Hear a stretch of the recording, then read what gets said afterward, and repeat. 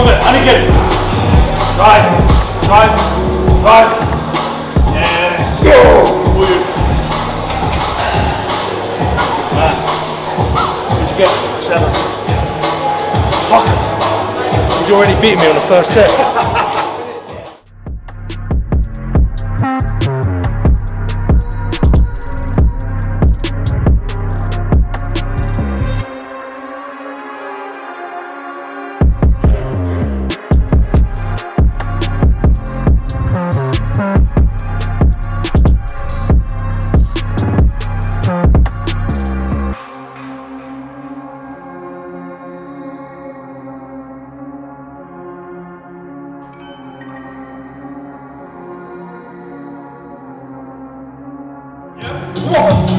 Now let's fucking work. Let's go. Easy. Yep.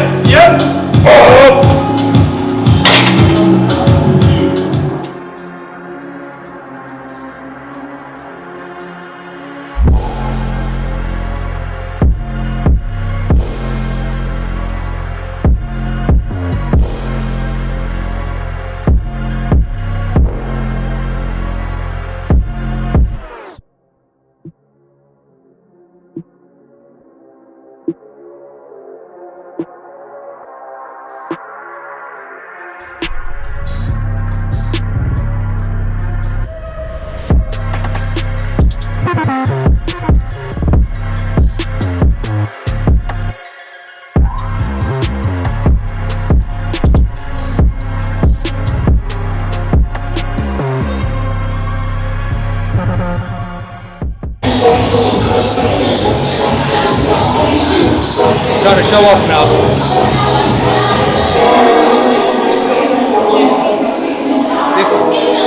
This is his way of trying to provoke me to take my trousers off.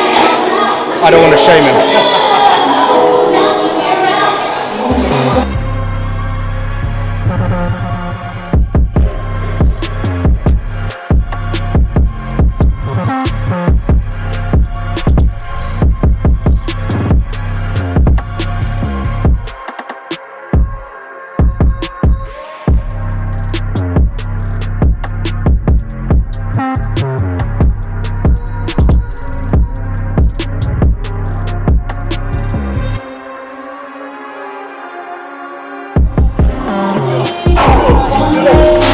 Stop breathing. Breathing, let's go. Yes.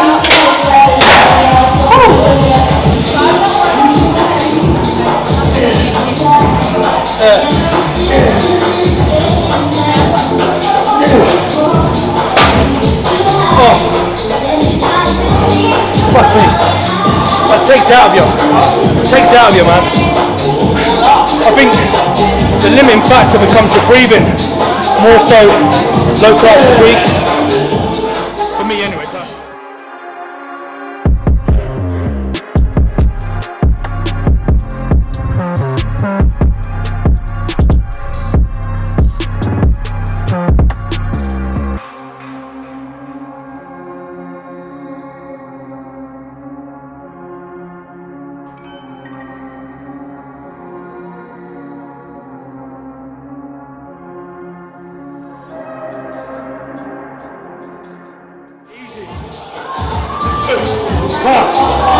Let's go. Go on, you pissed all over that net. Let's go. Hey. Yes. Good man. 20. Good man. It seems as if I've met my match. So I was saying to Cameron, whenever I train with people, I'm very competitive and extremely stubborn. So I got 15. We've done the same load. I got 15 reps. He got 20 reps. So the fucker done me. That means I've either got to go up in load or just do more reps. I've got to beat him. That's the main point.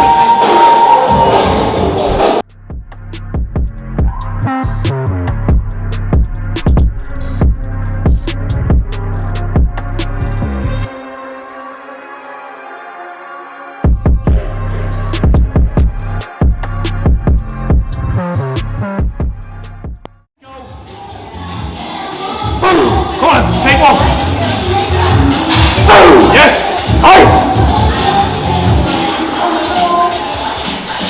Dave!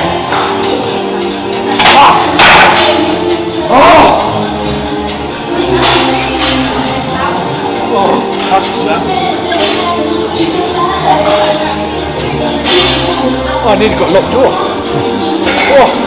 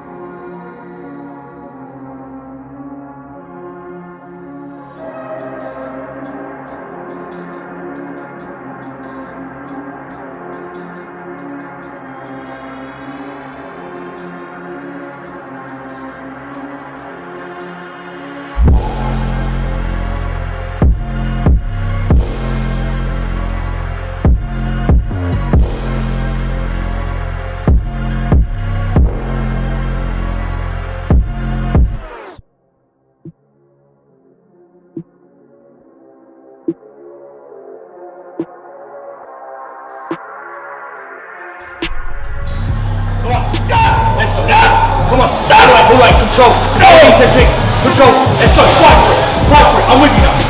Drive, yes, drive. Come on then. There we go. Go. Good. That's the one. There you come on then, let's fucking go. Oh, you. Yeah, you, that's it. Yes. One more. Right touch. Let's fucking go. Come on. Take it. Let's. Mine. Yeah. Hi guys, welcome back to the channel. Fortunately today I'm joined here with Cameron. We're training legs. It's going to be a quad dominant session. Obviously you've probably already seen a couple of clips. We're third movement in at the moment. But me and Cameron, just before we were training and also during the actual workout, we were talking about our individual volume requirements relative to the phases that we're at. So obviously it's going to differ in comparison to like where Cameron's at. So I've just come off the tail end of a D volume. So going into this training session, I'm at my baseline volume, or also coined as MEV, minimum effective volume, coined by Dr. Mike Isatel. So credit to him. So for me, all of my sets is going to be 2 sets. But luckily, that's also the same as Cameron. So where are you at the moment? So at the minute I've just entered the maintenance phase. So I've just done my first initial push-up 26 weeks. Transitioning possibly out of classic into open class bodybuilding. So my actual training volume itself has always been technically based. I do 1 working set, 1 deload throughout the whole of my actual mesocycle. Just started a new training block. So the whole thing about it at the minute is just setting new numbers, just setting precedent with form and tempo, and then basically just trying to run away with it from there, really. So like I said, we're fortunate because our volume aligns with one another. He's doing 1 working set, 1 backload set, and that's essentially what I'm doing as well. So it's quite lucky because when we come into the training session, we can do everything together. Because last week I was training with somebody called Alex. Unfortunately, our recovery capabilities and our volume, they didn't align with one another, and also the exercise selection, it didn't align with one another. So I think in total we've done like 2 movements together, whereas me and Cameron, every single movement, we've kind of got a similar variation within our programming. Obviously Kuba's doing your programming as well. So Kuba's taking full control of the reins of Cameron's training and everything, where I'm doing all of my own stuff. So it's really nice when everything kind of aligns together like that. But yeah, the seated leg curl is free, so we're going to jump onto that. Hope you enjoyed the video. As always, do that YouTube stuff, like, drop a comment, and subscribe to the channel. Cheers guys.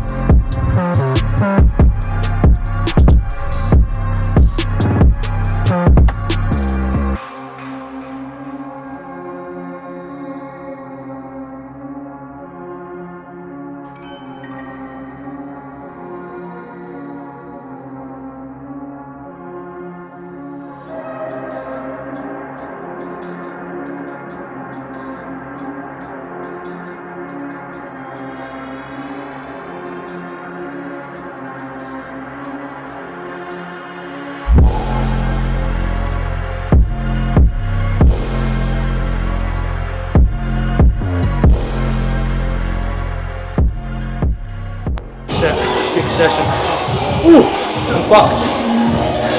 Want to jump in studio? Yeah? Let's do that. I'm going to jump into the studio now. What are you prioritising? Back. I didn't say back. Because it is like a fucking iron bar. It does look disproportionate to your lower body. Yeah. Hamstrings are decent. The side profile in particular. So you're strong from the front. Yeah. Again, very similar to me. Because you've got good delts, but then they overpower your chest. I'm the exact same. Really shit arms.